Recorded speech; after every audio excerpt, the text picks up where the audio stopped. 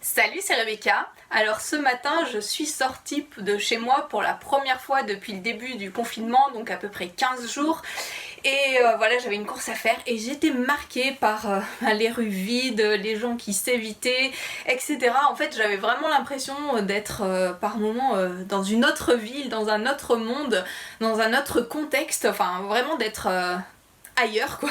Et ça m'a fait penser en fait aux conseils que j'ai envie de te donner par rapport au lieu de ton roman. Alors je te l'ai dit, je suis en train de travailler la forêt magique de mon monde et du coup j'avais envie de te donner plusieurs conseils pour créer toi les lieux clés de ton roman et les réfléchir parce que comme je t'ai dit hier, les lieux, c'est pas simplement une toile de fond, ça va t'aider à apporter de l'émotion à ton lecteur si tu les utilises correctement. Et en fait, ce matin, de voir ce contraste qu'il y avait entre la ville telle qu'elle est dans la réalité du monde tous les jours, tel que je l'ai connu depuis des années que j'habite ici, et la nouvelle réalité due à la présence du virus un peu partout dans notre monde actuellement. En fait, ça crée vraiment une notion de contraste qui crée des émotions aussi, qui crée des émotions chez moi. Et dans ton roman, tu peux utiliser cet effet de contraste, réfléchir à comment tu peux jouer avec pour là aussi renforcer les émotions de ton lecteur. Ce que j'aime bien faire dans mes romans, c'est souvent de créer des lieux qui dégagent une certaine puissance, qui sont magnifiques, qui sont grandioses et qui sont à la fois vraiment dangereux, qui peuvent mettre en péril la vie de mes personnages ou contrecarrer leurs plans, leur mettre des bâtons dans les roues. Et je pense que c'est vraiment essentiel que tu réfléchisses toi aussi comment tu peux apporter de la surprise à ton lecteur en travaillant les lieux de ton roman. Comment tu peux apporter de la tension dramatique en travaillant les lieux de ton roman. Et pense à cette notion de contraste. Est-ce que, un exemple typique en fait qu'on pourrait citer pour un roman, et tu as peut-être déjà lu des histoires qui se passent dans ce genre de contexte, c'est quand on est dans une ville fantôme en fait. Voilà, il n'y a plus d'habitants, il n'y a plus rien, voilà, c'est un peu ce qui m'est arrivé ce matin, même s'il reste encore quelques personnes quand même dans les rues, mais vraiment pas beaucoup. Et c'est le contraste entre ce qu'on attend et ce qui est réellement qui crée de l'émotion chez ton lecteur. Et vraiment, je t'invite à réfléchir à cela.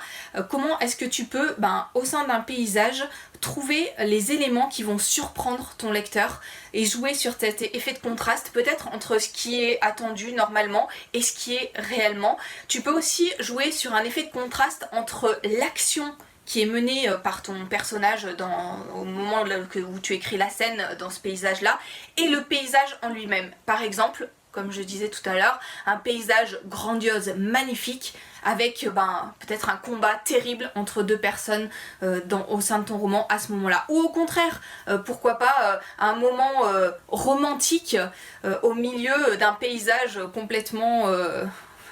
un paysage noir et ce moment romantique va apporter une petite dose de lumière. Et voilà, je suis pas douée du tout en peinture, mais pense à ces tableaux où tout est sombre et il y a un rayon de lumière qui met en évidence ce qui est vraiment important dans le tableau. Et c'est un petit peu ce que je t'invite à faire dans ton roman aussi, à réfléchir avec les lieux clés de ton histoire, comment est-ce que tu peux trouver ce contraste pour créer de la surprise, pour mettre en lumière les éléments qui sont importants pour ton histoire, pour apporter davantage d'émotion à ton lecteur. Bien entendu, tu peux aussi, d'une façon on va dire beaucoup plus classique, utiliser un lieu qui souligne l'émotion du personnage, et il y a les mêmes émotions à la fois dans le lieu et dans l'action du personnage ou dans le ressenti du personnage. Par exemple, si tu places ton personnage dans des petites ruelles sombres, étroites, voilà, on va sentir le danger et ça va renforcer la notion de danger. Alors ça apporte peut-être un peu moins de surprise à ton lecteur, mais bien entendu ça fonctionne pour apporter aussi des émotions à ton lecteur. Mais n'en reste pas juste à cette utilisation classique. Pense vraiment à mettre du contraste, soit comme je t'ai dit entre les actions vécues par ton personnage et le paysage, soit au sein même de ton paysage, dans ce qu'il dégage, parce que ça apportera de la valeur ajoutée à ton roman. Voilà, c'était ce dont j'avais envie de te parler aujourd'hui, en lien aussi avec ce que je vis, en lien avec ce que je travaille pour mon roman, et je t'encourage vraiment à prendre le temps encore une fois, de travailler chaque élément de ton roman parce que c'est tellement important pour construire une histoire solide, pour construire une histoire qui va toucher le cœur de ton lecteur, dont ton lecteur se souviendra longtemps. Prends ce temps-là de faire ce travail, puis c'est plaisant, c'est juste fantastique en fait d'approfondir chaque élément de son roman.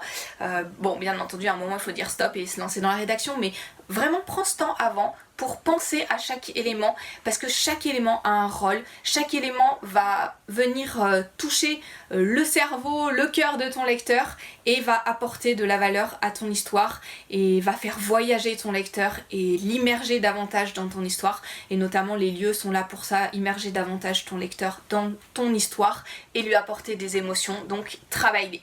Voilà, pour t'aider à construire tes scènes, tu peux toujours télécharger gratuitement ma formation en cliquant simplement sur le lien en bas de cette vidéo. Et puis si tu as trouvé ce conseil utile, si tu as aimé cette vidéo, pense à cliquer sur j'aime. Et moi je te retrouve demain pour d'autres conseils.